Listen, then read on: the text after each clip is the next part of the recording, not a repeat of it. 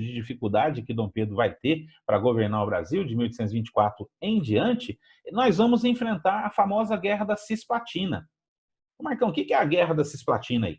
Bom, entre 1825 e 1828, o Brasil esteve envolvido, né, na tentativa de domínio ou de manutenção de domínio de uma área importantíssima que tinha ali no sul, no extremo sul, que hoje é o Uruguai, tá bom? Essa Guerra da Cisplatina é, na realidade, a guerra que gera, posteriormente, com o auxílio da Argentina, a independência do Uruguai. Muito bem, ok? Bom, uma região que desde a época de Dom João já tinha suas tretas, tá bom? Essa região da Cisplatina, que hoje nós chamamos de Uruguai, ela era disputada desde o tempo colonial, ela era disputada pelos espanhóis, depois pelos portugueses, depois vieram argentinos, depois viemos nós, que mantivemos ali o domínio naquela região, tá bom? Mas o fato é que é uma guerra que, desnecessariamente, o Brasil esteve envolvido, e uma guerra que acabou custando caro para os cofres. E como o Brasil já vinha numa sequência de dependência econômica da Inglaterra, porque para reconhecer a independência do nosso país, o Brasil precisou pegar muitos empréstimos e financiamentos para a Inglaterra, para pagar Portugal, para mediar a própria Inglaterra. E mais uma vez o Brasil vai precisar de dinheiro inglês nessa guerra, que também os ingleses tinham interesse de certa maneira. Por quê? Os interesses comerciais naquela região. Se aquela região fosse livre, então seria uma região livre para o comércio inglês. Tá entendendo? Então, a Cisplatina foi uma perda considerável. Perder a região da Cisplatina trouxe problemas para Dom Pedro I, porque o povo já não estava satisfeito com o centralismo, com o autoritarismo do governo de Dom Pedro I. Aí, para piorar, ele ainda perde uma região que, desde a época de Dom João VI, estava sob domínios, primeiro portugueses e depois do Brasil, né? Uma guerra que, desde o início, foi muito impopular, uma guerra que não teve muita razão de ser. Na cabeça do povo, é uma guerra desnecessária, porque, afinal de contas, já era uma região que vivia mais ou menos autônoma mesmo, né? Mas aí que é o problema. Para você financiar a guerra, alguém tem que pagar o pato. E o Brasil, naquele momento, a coroa brasileira, o Império, acaba aumentando a tarifa de impostos para poder cobrir os gastos da guerra. E óbvio que o povo não vai gostar. Vocês concordam comigo? É óbvio que o povo não vai estar feliz com esse resultado. Então, essa guerra, ela já é impopular, fica mais impopular ainda quando Dom Pedro amplia os impostos para poder cobrir os gastos da guerra. O resultado disso é óbvio. Cresce a impopularidade de Dom Pedro. Cresce o mal-estar de Dom Pedro em relação ao povo brasileiro. E aí, por causa disso, meus queridos, é óbvio que começa-se a pensar numa certa solução para isso, né? Mas essa solução só virá quando Dom Pedro abdicar ao trono. É verdade. Dom Pedro, meu querido, vai abdicar ao trono em 1831. Então, de 1824 até 1831, foram 7 longos anos de crise interna. 7 longos anos de tensão interna, de tensão política, de crise econômica, de crescimento da impopularidade de Dom Pedro, ok? Aí acaba acontecendo a abdicação, que nós vamos ver depois. Uma abdicação em favor do seu filho Dom Pedro de Alcântara, que tinha 5 anos para 6 anos de idade naquela época. Mas que contexto acabou nascendo a abdicação de Dom Pedro I? Bom, lembre-se que desde 1824 já não caiu bem a nível, vamos dizer assim, popular, a Constituição imposta por ele. Já começa ali, né? Então, desde 1824 já existe uma certa tensão, porque, infelizmente, Dom Pedro era um governante absolutista.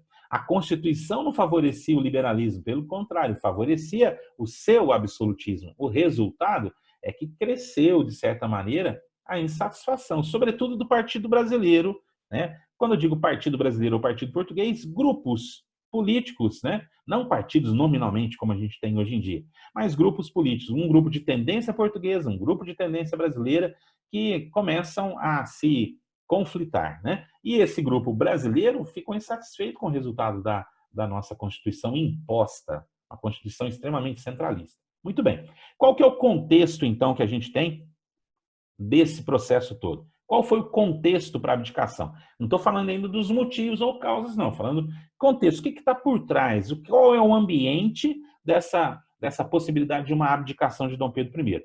Primeiro que existia no Brasil um grande medo da recolonização, ou seja, embora nós tivéssemos nos tornado independentes de Portugal, mas existia ainda a famosa pulga atrás da orelha, de que a qualquer momento, de repente, Dom Pedro mudasse de ideia ou facilitasse a volta da coroa portuguesa sobre os domínios brasileiros. Então existia um medo da recolonização, caso Dom Pedro abdicasse ao trono.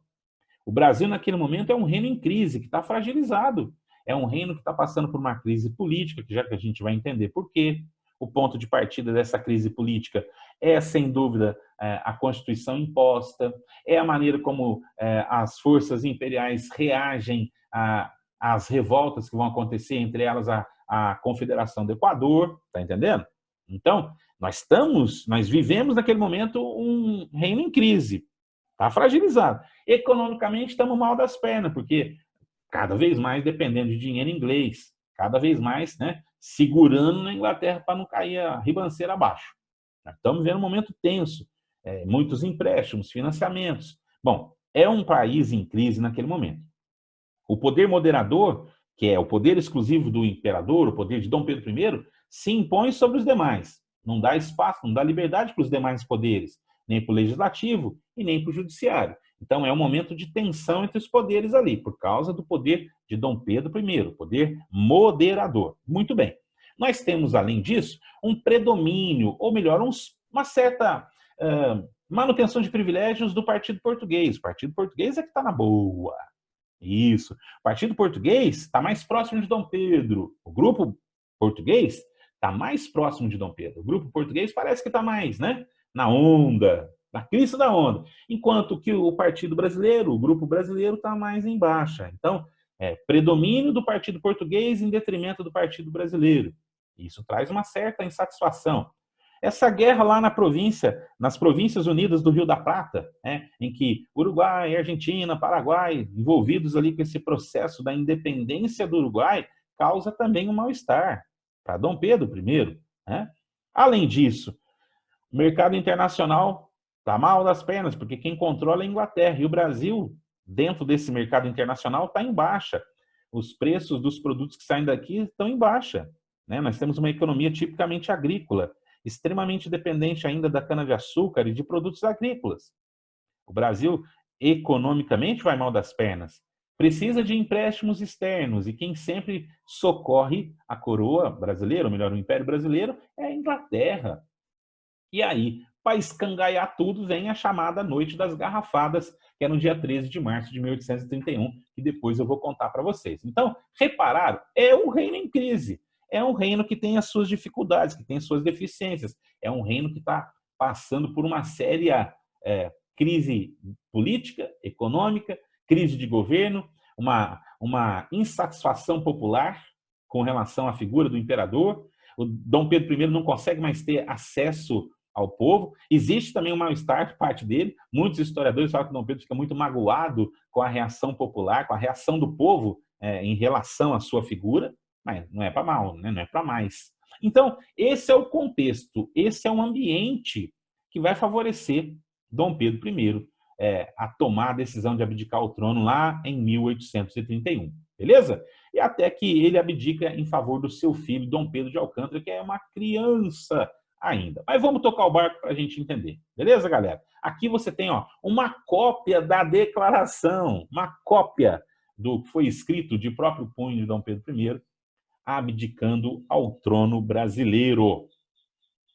E aqui uma imagem muito célebre, muito conhecida, de Dom Pedro assinando e entregando para a Assembleia, para os ministros, a sua carta de abdicação, falando que está vazando na braquiária e voltando para a Europa, já que nós vamos entender por que isso aconteceu. Beleza? Sussa, vai matutando, martelando essas ideias aí, porque se você tiver dúvida, pelo amor de Deus, não deixa de mandar a sua dúvida para mim. Manda um zap para mim, um WhatsApp, vou estar à sua disposição no horário da aula para que você possa me chamar e perguntar: Marcão, não estou entendendo isso aqui, o que aconteceu? Aí eu respondo para você. Beleza? Vamos lá então, tocando o barco. A abdicação de Dom Pedro teve causas específicas, fatores específicos. Atrás eu mostrei para você o ambiente, Estava falando para você do ambiente que favoreceu. Agora eu vou falar dos motivos que levaram Dom Pedro a abdicar ao trono brasileiro. Muito bem? Primeiro fator, óbvio, a perda da Guerra da Cisplatina e, consequentemente, a perda do Uruguai. Perder essa região importante vai fazer Dom Pedro ter um motivo a mais, porque de 1828 em diante, Dom Pedro realmente não cai mais nas graças do povo. E há muitos questionamentos, porque essa guerra, ela endivida o Estado brasileiro, torna o Estado brasileiro ainda mais dependente da economia estrangeira e, sobretudo, da Inglaterra. Beleza? Então, infelizmente, o nosso querido Dom Pedro deu uma bola fora na Guerra da Cisplatina. Uma guerra que não tinha necessidade de ser, né? É uma guerra desnecessária. Dom Pedro enfiou nós nessa guerra. A crise política e, consequentemente, a crise econômica também cobraram um preço alto de Dom Pedro. Essa crise política que se arrastava, como eu falei para vocês, desde 1824, quando ele impõe a Constituição ao povo, quando ele não aceita aquela Constituição de teor mais liberal, aquele projeto constitucional, né, que foi liderado pelos irmãos Andrada. Ali, em 1824, a gente tem um marco para Dom Pedro I, porque essa Constituição que ele impõe, que ele outorga sobre o povo, acaba criando uma reação consequente, né, do povo não estar mais gostando da figura do seu imperador, né, do seu libertador de Portugal, digamos assim. E é claro, essa crise econômica gera também uma reação contrária, porque, afinal de contas, o Brasil fica endividado. E para pagar suas dívidas, tem que aumentar os impostos. E aumenta impostos de quem? Do povo. O povo acaba arcando com a responsabilidade, né? Muito bem.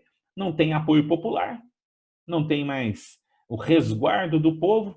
Então, mais uma vez, mais um motivo para Dom Pedro falar, bom, para que eu vou ficar aqui diante dessa situação, não é verdade? E é claro, lá em Portugal está acontecendo um problema. Dom Pedro I tinha abdicado ao trono português em favor da sua filha, Dona Maria da Glória. Porque quando Dom João VI morre, quem tem direitos de sucessão do trono português, automaticamente é Dom Pedro I, o filho mais velho. Mas ele renuncia aos direitos do trono porque o país estava constituindo-se, né? Há pouco tempo, o Dom Pedro tinha promovido a independência do Brasil em 1822. Com a morte do seu pai, se não me engano, em 1826, Dom Pedro ele tem que, mais uma vez, abrir mão do trono. E agora em favor da sua filha, que é enviada para lá. E seu irmão, Dom Miguel, será o regente. Depois a gente até fala um pouquinho mais sobre isso aí. Mas a crise sucessória do trono português foi mais um motivo para Dom Pedro pensar assim, o que eu estou fazendo aqui se eu não tenho apoio do povo, perdi apoio, o país está em crise, economicamente estamos mal das pernas. Então, pelo amor de Deus. Por isso, Dom Pedro vê a crise sucessória também como um motivo para ele abrir mão, né, desse trono brasileiro e voltar para Portugal. E aí, para piorar tudo, acontece a famigerada, a famosa Noite das Garrafadas, no dia 13 de março de 1831. Mas aí, para você entender por que ela teve tanto peso, fica aí, não sai daí que eu vou mostrar para você. Muito bem. Primeira questão sucessória. Falei para vocês que em 1826, Dom João VI morreu. Morreu, bateu as botas, foi comer o capim pela raiz. Muito bem. Quem tem direito ao trono é seu filho primogênito, o mais velho, Dom Pedro I, que já tinha renunciado ao trono quando, óbvio, né? Como é que ele vai ser rei de Portugal e do Brasil ao mesmo tempo? Imperador do Brasil, não tinha. Então, quando ele proclama a independência e rompe com Portugal, ele já está abrindo mão, né, dos seus direitos ao trono. Mas tudo bem, beleza. Ainda assim existia essa possibilidade de Dom Pedro se transferir para a Europa e tomar o trono português. Beleza, mas não fez. Mas agora, com a morte do seu pai, em 1826, começa de novo o problema da sucessão, a questão sucessória. E Dom Pedro não vai assumir o trono, vai abdicá-lo, ou melhor, vai renunciar aos direitos do trono em favor da sua filha Maria da Glória, que é enviada para Portugal para assumir o trono. Mas, como as leis da época, as leis portuguesas, como ela ainda não tinha sua maioridade, era necessário que alguém fosse regente em nome dela. Dom Pedro acerta com o seu irmão Dom Miguel essa possibilidade. Dom Miguel vai ser o regente lusitano enquanto existia a minoridade de Maria da Glória, daquela que será a rainha. Muito bem. Para que exista a legalidade nesse processo de regência, eles organizam. Veja, eu não consigo entender. Se vocês entenderem, vocês me explicam aí. Mas eles vão ajeitar o casamento da Maria da Glória com o tio dela. Umas coisas que não dá para entender. Mas tá bom, vamos lá, vamos só na história. Ele vai jurar a Constituição que será regente. Vai se casar, né, no papel só, com a sua sobrinha, para que ele tenha direitos legais de ser o regente do trono português. Muito bem. Só que, aí que está o problema. Dom Miguel, apoiado por uma parte da aristocracia portuguesa, né, da aristocracia lusitana, vai dar um golpe. Dom Miguel pensa assim, meu irmão está lá do outro lado do Oceano Atlântico, para que eu vou me preocupar? Com o apoio... Deixa eu tomar uma golinha de água aqui, peraí. Com o apoio da aristocracia lusitana, ele dá um golpe, ele toma o trono da Dona Maria da Glória. E isso faz com que Dom Pedro comece a coçar a sua orelha e falar, mas espera aí, o trono era meu, concedi para minha irmã, e agora meu irmão toma? Bom, Dom Pedro começa a ver a séria possibilidade dele organizar um grupo, dentro lá da burguesia e da aristocracia também, para ajudá-lo a tomar de volta o trono. Mas ele está aqui no Brasil, concorda? Então essa questão sucessória está na cachola de Dom Pedro. Dom Pedro não está excluindo essa possibilidade, mas falta a oportunidade para isso. E diz um ditado antigo que a ocasião faz o ladrão, né? Ou seja, Dom Pedro está esperando ter uma oportunidade para realizar isso, já que ele não está indo bem. E a oportunidade veio. A oportunidade veio ali no ano 1831. Esse sujeito que você está vendo nessa imagem aí é um jornalista importante daquela época. Dono de um jornal famoso, se não me engano, acho que é a Gazeta. O nome dele é Líbero Badaró. Um jornalista influente, importante, defensor de ideias liberais, e era um crítico ferrenho de Dom Pedro I. Mas ferrenho. Pensa num cara que estava sempre criticando. Era o líder da imprensa para criticar. No dia 20 de julho, esse jornalista Líbero Badaró foi assassinado. Isso aí, foi assassinado. E quem que botaram a culpa em quem? Botaram a culpa em Dom Pedro, porque ele era crítico do autoritarismo, do centralismo, crítico do absolutismo de Dom Pedro. Era o sujeito que usava o jornal para críticas contundentes à pessoa de Dom Pedro, à pessoa do imperador.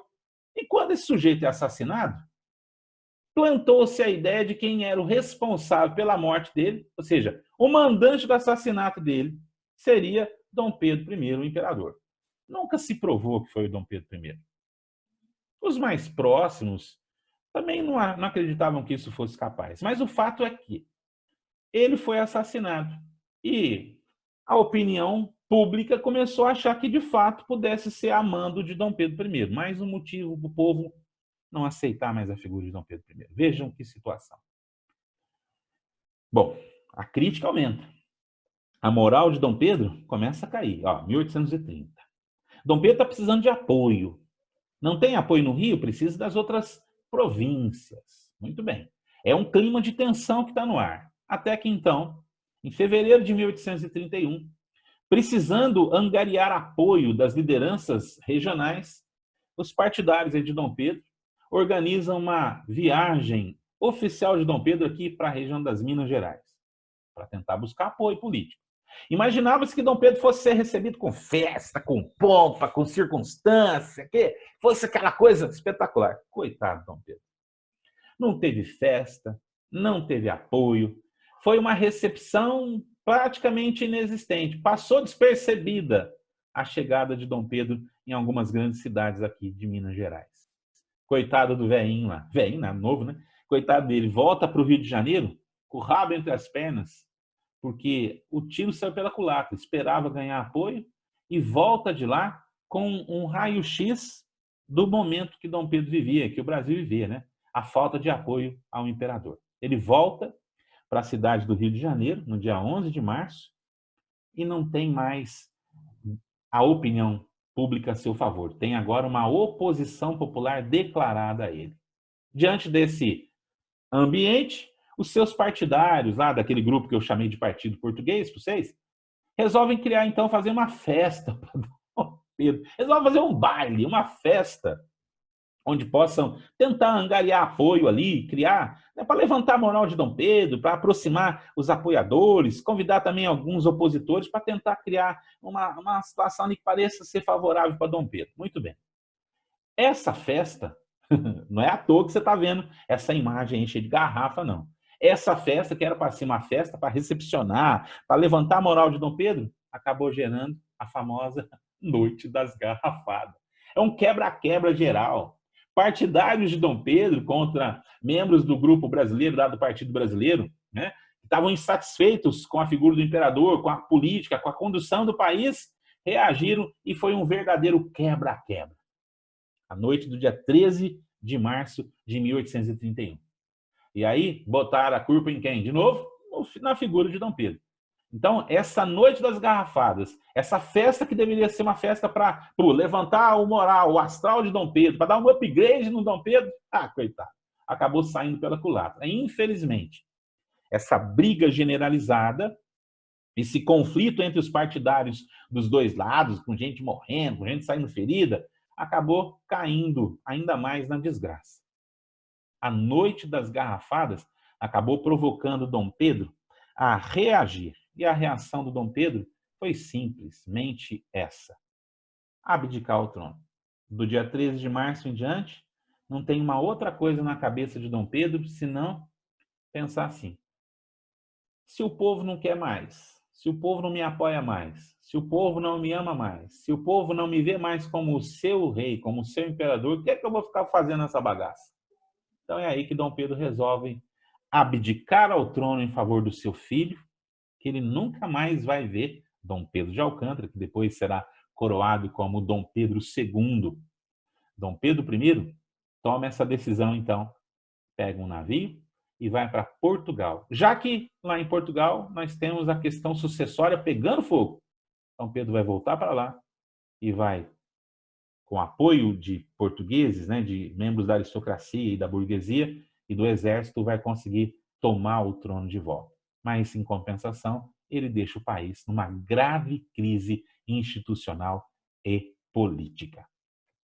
Beleza? Conseguiu captar a ideia? Conseguiu mais ou menos ter a noção? Caso você não tenha entendido, caso tenha surgido alguma dúvida, não se esqueça, eu vou estar durante esse horário de aula, esperando, se você quiser, mandar para mim um WhatsApp. Tranquilo, meu querido? Beijo do gordo, tô à sua espera, hein? Fui!